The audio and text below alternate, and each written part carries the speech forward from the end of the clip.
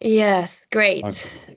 Great, thank you so much. So, as I mentioned before, and of course, you all know what we will be talking about since you have registered, insight on double materiality assessment and auditing. So, we're not only going to talk about the double materiality process, which is a really important step toward the ESG journey, and of course, towards the CSRD, to the CSRD.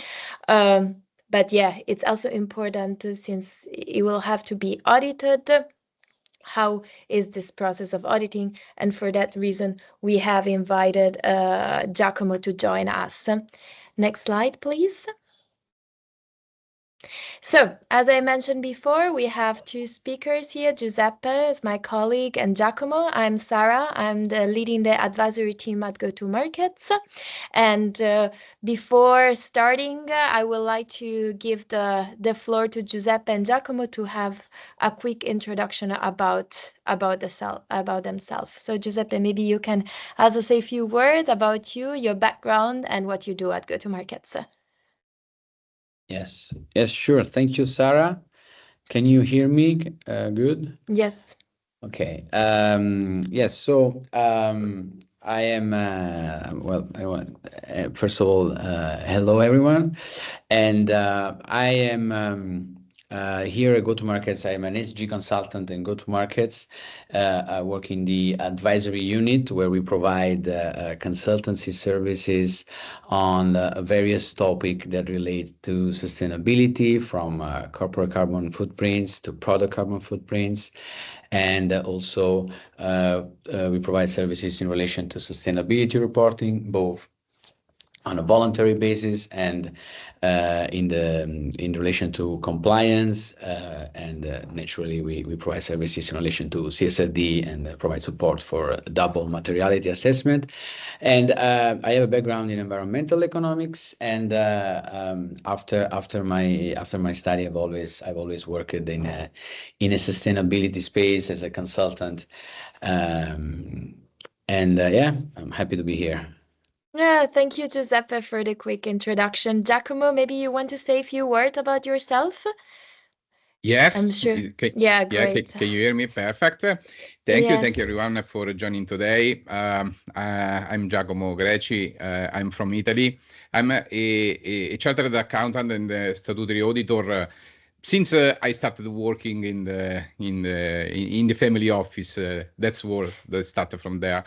And actually, I worked nationally, internationally, because I have also some international clients. And when I started this very great journey of sustainability for the sustainability reporting and advisor for a better practice for the company in related to ESG factor.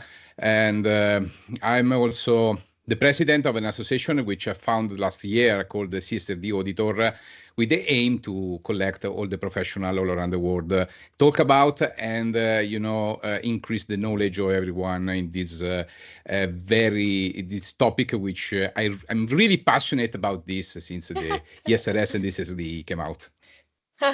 Thank you, Giacomo. I love your enthusiasm. That's really great. I think a lot of people, when he talks about reporting and regulation and compliance, not so many people have the enthusiasm. But I'm really curious to hear what you're gonna share, your knowledge and your experience, decades of experience in this field. So next slide, please. Yes, the agenda of today. So, well, we're going to have welcome remarks, presentation of the speakers. So I'm also going to give a brief introduction about GO2 Markets for those who are not familiar with our company.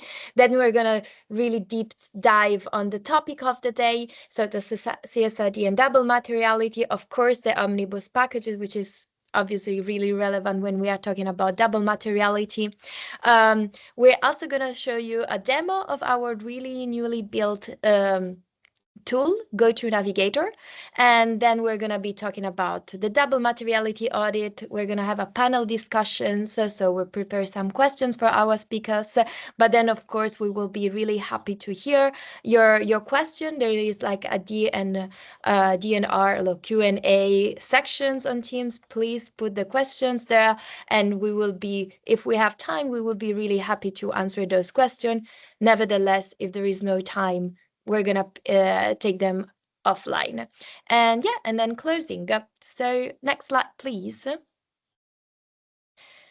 So yeah, who we are. So we are quite a diverse team. I'm really happy to have joined Go2Markets already 5 years ago. Our mission is really to raise environmental awareness and offer sustainability solutions. So we started from really the strategy part until decarbonization, and really support the companies on really having like an action plan. So it's not only strategy, but we combine that with action. So with decarbonization solutions. We are based here in Berlin, where finally the sun is shining after a really long winter, and our strength is definitely our diversity. We have over 50 nationalities working here in Berlin, and we are, I think, more than 50 professionals now, and we have been growing and expanding in different markets and with different solutions. So, next slide, please. So what we offer, as I mentioned before, we offer the strategy part, which is part of the advisory solutions. So the team I'm leading, and we offer greenhouse gas accounting, science-based target setting, renewable energy strategy, supply engagement program. This is really relevant to tackle Scope 3, CDP reporting, and of course CSRD, which is the focus of today. But as I mentioned before, we also offer solutions. So really how to have an action plans, how to decarbonize your scope 1, 2, and 3 through market-based solutions. So renewable energy certificates, long-term agreement like PPA, green gas, energy efficiency certificates, biomethane, and value chain mitigation through carbon offsets. Yeah, so I'm really happy to be moderating these panel discussions. And now I would like to give the floor to my colleague Giuseppe, who is gonna go a little bit more in the details of CSRD and, of course, double materiality. Thank you. Yes, thank you, Sarah, for the introduction. And let me start by fixing some relevant concepts about the CSRD. Of course, we all know what CSRD is, but I think it's important to keep in mind 3 elements. So CSRD is, of course, the European Union Directive on Sustainability Reporting. It requires companies to integrate their financial statement with a sustainability report, and this sustainability report has to be prepared in compliance with a defined reporting framework, the European Sustainability Reporting Standards. And very importantly, this report shall be subject to an independent third-party verification, shall be subject to an audit, which will verify that the report has actually been prepared following the standards. And also, I think it's important to mention the Omnibus Simplification Package, which is a as all of you might know, the European Commission has proposed this simplification package that aims at simplifying a set of European Union regulations that regards to sustainability. So also the CSRD will be affected, and let's look at how it will be affected. So first of all, the timeline, and this is, by the way, something that has already been confirmed, voted by the European Parliament. So regarding the CSRD, there has been a postponement of the entrance in scope of the last 2 categories of companies which are in scope in the CSRD. So large companies, instead of entering in scope this financial year 2025, will enter in scope with the financial year 2027, and wave 3 companies will enter in scope with financial financial year 2028. Furthermore, there are other elements of the CSRD that might be modified by this omnibus simplification package. In the draft that was proposed by the European Commission, it is by this draft it is entailed a significant reduction in scope of the companies that will be in scope of the CSRD. Also, the assurance will stay limited with the level of assurance for the CSRD will stay limited, will not switch to reasonable. Maybe Giacomo can say a few words about that. And also, the data collection effort of companies will be limited to only to other companies that are in scope of the CSRD. And but let's keep in mind that these are only proposal at the moment. The details of this proposal will be discussed in the next months, and we hope that within the next months there will be an agreement on these issues.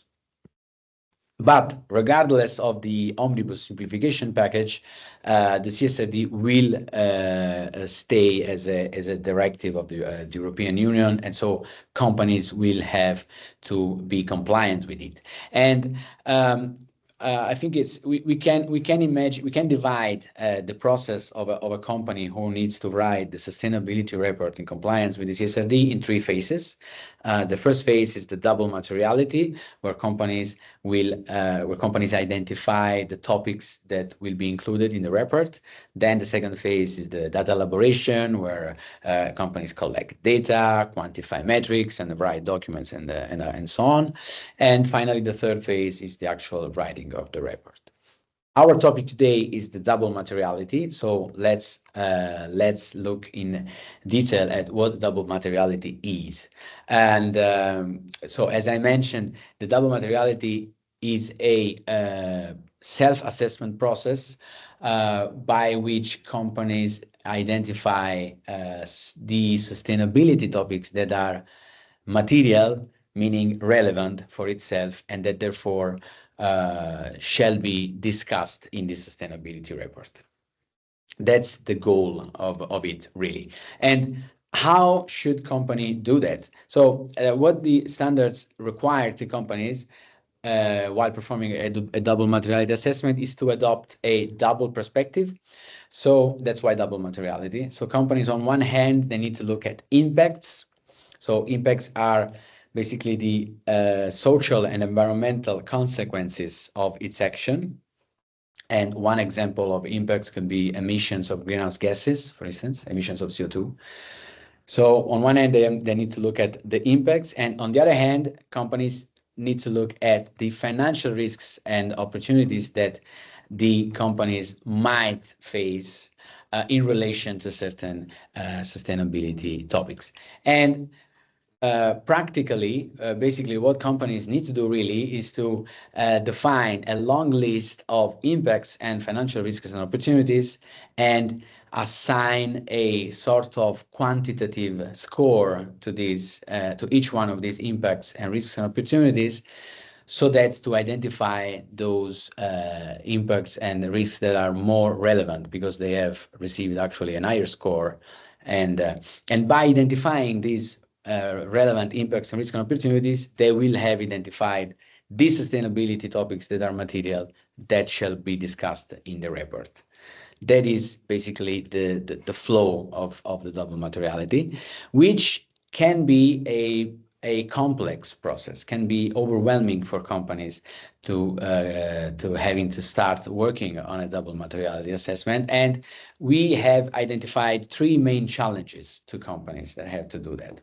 The first one is that double materiality is a process that requires a broad internal involvement, and because the entirety of the organization needs to be taken into account. So people from all over from all the departments within the companies shall be involved. And also it is a process that requires engaging with external stakeholders, because also the point of view of external stakeholders shall be taken into consideration. That's the first challenge. The second challenge is that in the standards, in the European sustainability reporting standards, is lacking a clear description of a step of a methodology step by step.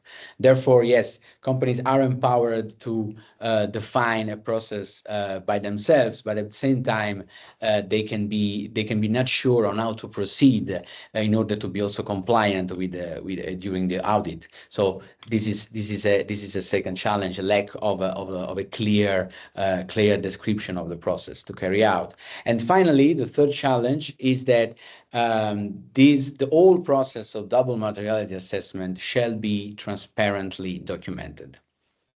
And to overcome these challenges that we have identified, we have developed a digital solution, a GO2 Navigator, which is a digital platform that we at GO2 Markets have developed, which is designed to guide, facilitate, and automate processes like CSRD compliance, but also carbon accounting.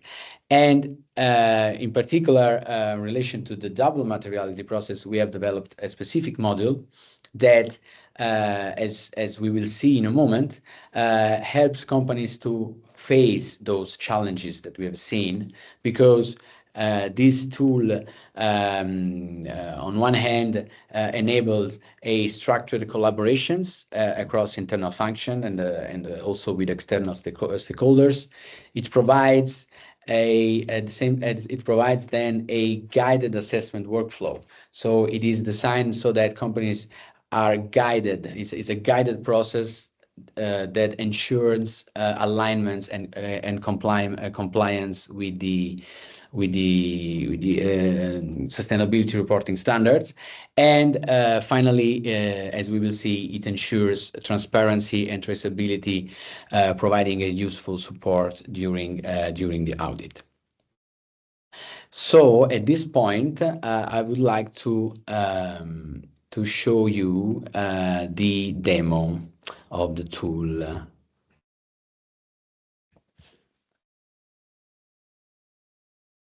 And I have it right here.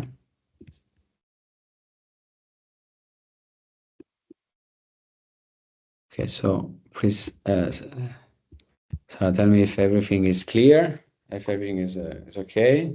Absolutely, we can see your screen. Thanks. Okay, nice. So, well, welcome to the dashboard of our tool GO2 Navigator. As you can see, two models are available at the moment, one specific for the double materiality assessment and the other for the CSRD disclosure. The second model will support company with the following phases of the CSRD process, therefore data collection and document elaboration. But today, of course, we are focusing on the double materiality assessment. So what I'm going to do, I'm going to simulate, let's say, the whole process, so that to give you an idea of how carrying out a double materiality assessment with our tool looks like.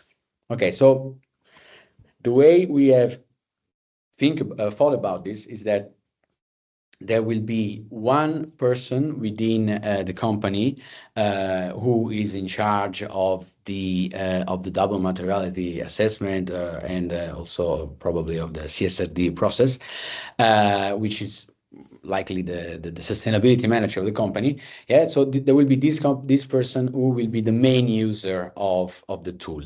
And this person in the beginning, in the onboarding phase, the onboarding page, will be asked to provide a set of simple information regarding the organization, the type of business model, a range of the number of employees, the sector, the economic sector in which the organization operates. And this is because on the basis of this information, the tool will automatically propose a list of impacts to be assessed, as we will see in a moment. So we move to the next step. And here in this phase,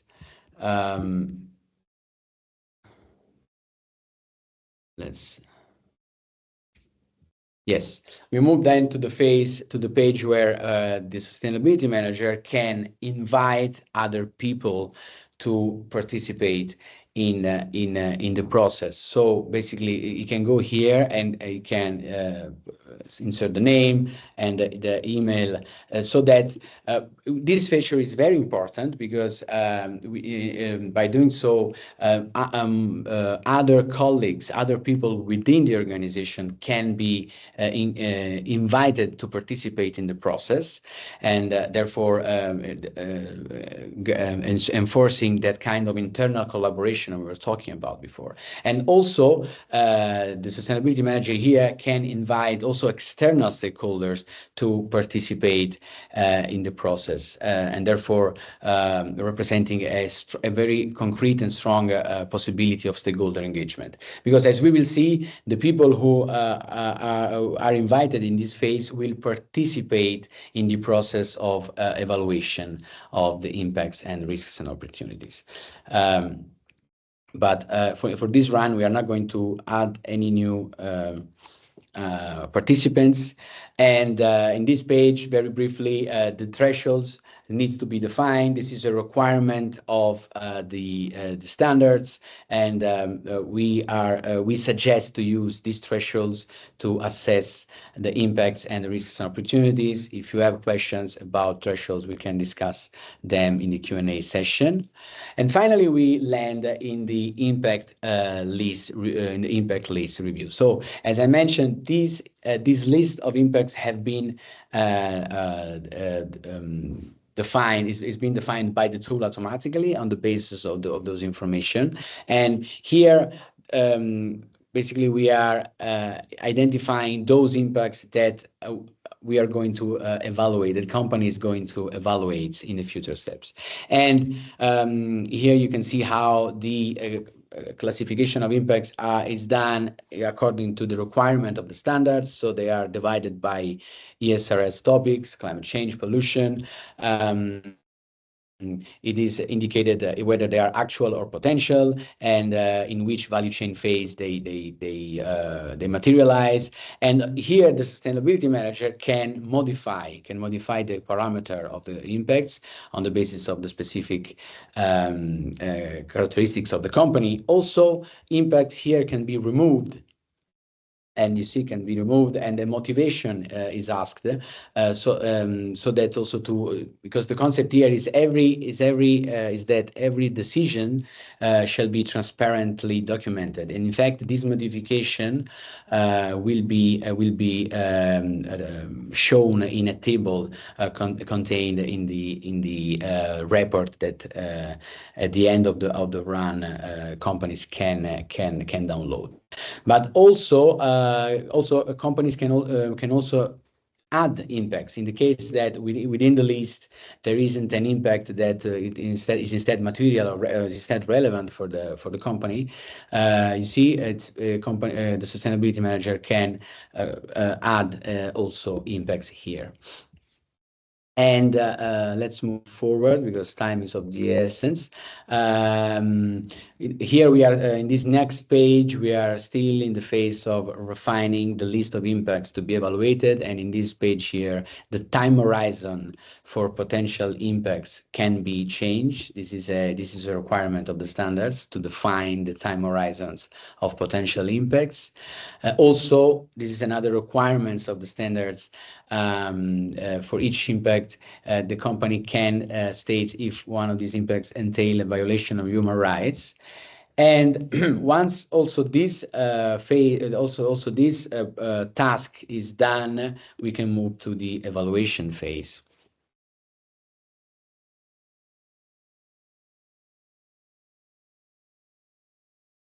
And here is where is the point where all the people that have been invited to participate, so all the different functions of the departments of the organization, or also the external stakeholders, can assign a score to each impact. And the scoring methodology clearly is compliant with the standards. So negative impacts have to be scored in their scope, in their scale, and their irremediable character. I'm going to score here some impacts just to show you how it is done. And you see here, it is clearly defined. Clearly defined the criteria for assigning a certain score from 1 to 5 for the 3 different parameter: scale, scope, and irremediable character. This is also a requirement, important requirement of the standards, namely that the scoring criteria shall be transparently and clearly defined. And in this page here, the evaluation overview, here the sustainability manager can track the progress of the evaluation phase and can track how many of the participants have assigned certain scores to impacts. And also what you can do here, you can send a reminder to the participants to perform the scoring. So once all the impacts here are scored, and now we're just going to score some of them, a few number of them, because we don't have time. Companies can close the evaluation phase, and you see here the first results are shown, and you can see what are the impacts that have been scored as material because their score is higher than the threshold, and also the topics that are material for the organization so far. And this is and here we have concluded the impact materiality phase, and now we can move to the financial materiality phase. Here in this page, companies are asked to indicate in which topic, relation to which ESRS topic the company is exposed to dependencies or transition risks. This is a requirement also of the standards. We are not going to go into details, but if you have questions, we can discuss this afterwards. And here, very briefly, essentially, the flow is exactly the same. It's exactly the same that the one that we have seen for impacts. There is a preliminary list on financial risks and opportunities. Risk can be removed. Risks can be added. Also, some parameters can be modified in compliance with the standards. And once the list of financial risk has been refined, companies can move to the evaluation phase, where same deal. All the participants are asked to assign a score to each of these impacts. The evaluation criteria the scoring criteria are here clearly defined. And finally, once all the financial risk and opportunities are scored, have been scored, you have here a summary of the results with the list of material impacts, the list of material risks and opportunities, and the material topics, which these 3 are basically the topics that will be included in the sustainability report. And finally, the last thing I want to show you is that you can download a report that will contain all the passage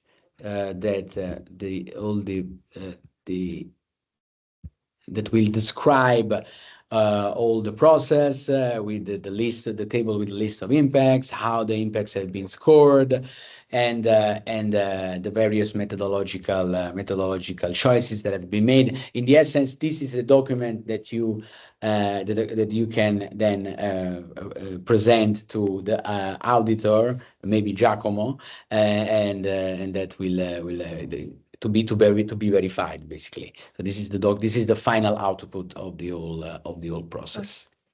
Okay, Yes. Thank you so much, Giuseppe. So as you can see, it's quite of a lengthy and complicated process, but we figured out that a navigator that streamline the process and generate a report can definitely help you in doing the double materiality assessment. Because of the time, I will jump directly. Giacomo will share with us some slides. And yes, I give you the floor, Giacomo, please.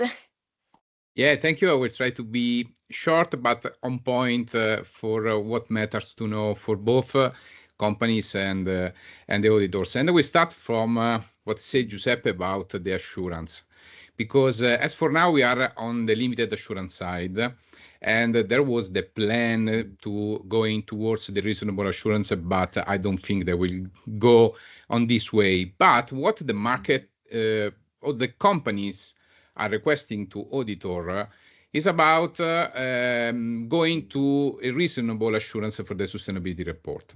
But the main difference, because that's what we need to know, the main difference between the two is the depth of control, and that affects also the double materiality assessment. Because on the limited assurance, we are going to check the process that the company used for the double materiality assessment. And this is very useful what Giuseppe shown us before. Because it's like if the process is correct, the outcome is correct as well. So it's difficult that an auditor will argue with the company about the material topic that came out from the process. But of course we can. Let's go quickly with some ground base of what we check against the company towards the DMA. We have the ESRS 1 and 2 that we know very well, with the IRO 1, IRO 2, and the SBM 3, which is strictly connected with the material topic with the strategy. We have the IG1, which is the implementation guidance. It's only a guidance, a non-binding guidance. So it's just something that the EFRAG came out to help the companies for the process. But there are some examples there, but it's not something that everyone must strictly follow. And then we have the assurance standard that we as an auditor will follow. It's the SSA 5000. It's the first standard for assuring the sustainability reports, and it's done for every sustainability report, even if it's with the ESRS, GRI, or whatever. And it's ready for the limited for the reasonable assurance. Next slide, please, Giuseppe. And this is what we are going to control and to check. This is an image that I think everyone will know very well. This is the step ABC. This is what we taking care of. And the first is the understanding the context. If you go to the next one, please. And understanding the context means knowing how the company interact with their business operation, the supply chain, the consumer, and how they impact with their operation towards outside the company. And that means also involve the stakeholder, because we are doing this for the stakeholder, to show the stakeholder what we are doing about the sustainability field. And that means that we expect, or at least I expect, to find in the company some paper documenting the context analysis they already did, the stakeholder mapping, and the value chain mapping, because this is something that play a role in the next step when we are going to check into the material topics. If you can go to the next one. Let's see the audit planning. This is the foundational step for our type of job. The first one we already talked about, understanding the company and the sustainability context.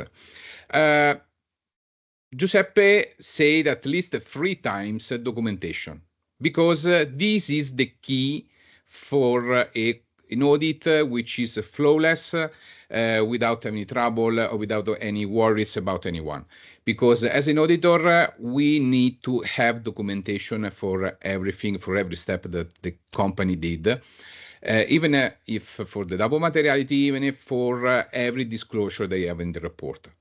Because if, for example, we found something and it's missing documentation, or we ask, because we do a lot of interview in the company, and especially for the double materiality, and we ask something that you cannot give a reason for omission or whatever, because if you remember, Giuseppe showed in the box, when you remove a material topic, you just need to to insert why you remove this topic. This is very important because we must know the reasoning, the process of the reasoning that you did for your process. So documentation is the key. I will repeat at least 3 times as well as Giuseppe did. And then we need to compare the topic list that the company came out also with the ESRS list or the GRI or another benchmark, for example, for the competitor of a company, because we need to have some benchmark, something to compare about. And then stakeholder engagement. This is the biggest challenge of a company, mainly to have the questionnaire back and not sending out the questionnaire. So next slide, please. And how we move into the audit. This is the 5-step for the double materiality assessment audit. Stakeholder mapping engagement, we already talked about the mapping, because internally as an auditor, once we sign the engagement with the company, we already have an idea of the material topic, the stakeholder involved. We need to have a general idea because we need to expect what we can find and compare against. Then the engagement, the IRO 1 said that the company must take in consideration the stakeholder opinion. But why is important the stakeholder opinion? Because they sort of validate what we did in our double materiality assessment. Otherwise, it's just a matter of internal talk and say, this is material, this is not. So we need someone externally which validate what the process that we did, the outcome that we had. And then we must check the completeness of sustainability topics. And that affects also the number of sustainability topics. For example, if in the first stage, I start with the panel of topics. And then I go, so I check the pertinence of the topic, and then I will go with the relevance of the topic. This is the next step. And then I must check, I want to see if you take in consideration all the possible topics that could be material for the company. And the next step is checking against the impact and the financial materiality. I will spend 2 words about the financial materiality. Financial materiality involve expectation, involve the forward-looking. It's very difficult, even for the company, even for us as an auditor, to check if the financial materiality consideration is correct or not, because it's something that you suppose. For example, how you can get a financial value for a reputation. This is something which is very difficult, but that involves different part of the company. Of course, all the financial department of the company must be involved, the CFO, someone must, and then those are the people that we are going to interview. And then the final material topic. As we say, the limited assurance, we hardly argue about the final material topic, unless there is some clear one which is not in the list. For example, if I am a logistic company and the emission is non-material, I think there is some problem with your process. So even if the process is correct, but if the outcome, there is something that is missing, then we argue with the company and we talk about this. Next one, please. So our challenges, starting late or doing a rush, the DMA process. This is strictly connected with the company when they do their DMA. Because let's say, for example, I get an engagement by the end of this month. The first thing that I supposed to find in the company on April 2025 for the report of 2025, it's the DMA. So this is something that I'm going to audit. And it's not a matter of days or weeks, it's a matter of months, because it involves checking documentation. And that's the second point, we need to have a proper documentation. The report that Giuseppe showed at the end, this is something complete that we need to take in consideration when we are checking about the process and what came out from the process. And of course, like I said before, we need to involve every department. DMA, it's not about a single, a one-man show. It's not about the ESG team, but it's about all the company. I say that DMA is a journey inside and outside the company, because you check every single part of the company and you get with all the material topics related to sustainability. Next one, please. So, best practice for auditors and for company. Start early. Don't be late and rush, because it will be a very headache for everyone, for auditors and for company. As an auditor, we don't have any official checklist that anyone can see, but we design our checklist. For example, I did one public available for the draft of the 5000, and this is something that can help both auditors and company to understand what we're going to check. And DMA is dynamic. I think, Giuseppe, you said this, and if as an auditor I find a double materiality assessment or the outcome of the double materiality, which is the same for the last 3 years, this is something which is wrong. So take care of this, because you know, government change, company change, fusion, and partnership that will change all the DMA. Next one, please. With the final takeaways, because we need to take something back at home. Double materiality, we said it's a dual lens. It's impact, it's financial, it's not optional. What we check, it's against the ESRS and the 5000, which define for us how we need to work and the scope of the audit. I must note that no audit principle will state how we must audit the DMA. It's up to the auditor, and it's the freedom of the auditor to design a good process for this. Being a credible DMA, it's the foundation for the trust for the ESG report. And auditors, I've written, the auditors play a key role in fighting greenwashing, because we are just the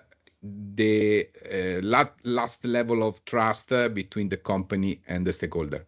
So we need to check that everything which is reported in the report, it's correct, and it's not something that they just, it's not just the wannabe disclosure that most companies were fine about.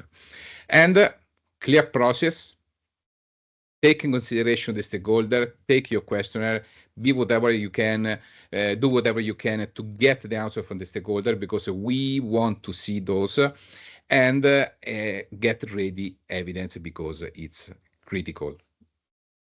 That's it. I hope to be complete and short Thank you about so this. much. Yeah, thank you so much. It was really exhaustive, and I think it has been absolutely something really relevant for the audience. We are a little bit over time, so unfortunately we cannot take all the questions, but there is one question from the audience, from Emma, and I think I will redirect this question to Giuseppe, that I think it's the most relevant. I would like to know more about the threshold. Do you have a threshold that you usually use? So yeah, maybe Giuseppe, you can give a brief answer on that. Absolutely. Thank you for the question.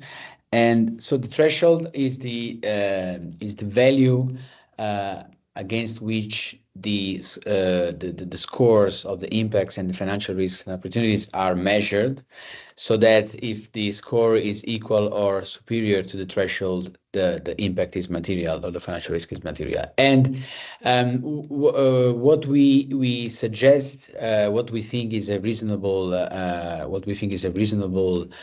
threshold is about 60% of the maximum scoring. Then maybe Massimo can give us also his opinion as auditor. But yeah, so essentially that is the answer, I would say. So considering that, for instance, negative impact maximum score for negative impact is 15, around approximately 60% of that is a reasonable threshold values. Let me just say that there is no clear rule on which thresholds to define. The standards do not prescribe, not give a precise number, so there is some liberty there for companies, and I think common sense applies here, and yeah. Maybe you want to add something on this note, Giacomo? Yeah, Giuseppe was right about no standard said how you can set a threshold. I have seen every type of threshold, even someone who set a financial value for the threshold, which is crazy. But I think everyone can go from 1 to 5. It's a general accepted scale. The 1 to 5, but the company can itself understand what they means for them. For example, 3 or 5. This is, I think, the most important one to take in consideration. Okay, wonderful. Well, I love to ask more questions. I also had some question for you, but we are over time, and therefore I would close here the webinar. Of course, as you can see, you can book a free consultation or download our brochure to know a little bit more of our service and the GO2 Navigator. Yes, otherwise you can connect with us on LinkedIn, and I wish you all a really nice day. Thank you, Giuseppe. Thank you, Giacomo, for the insights. It was absolutely brilliant. And yeah, thank you so much for the audience, for the questions, and thank you all. Have a good day.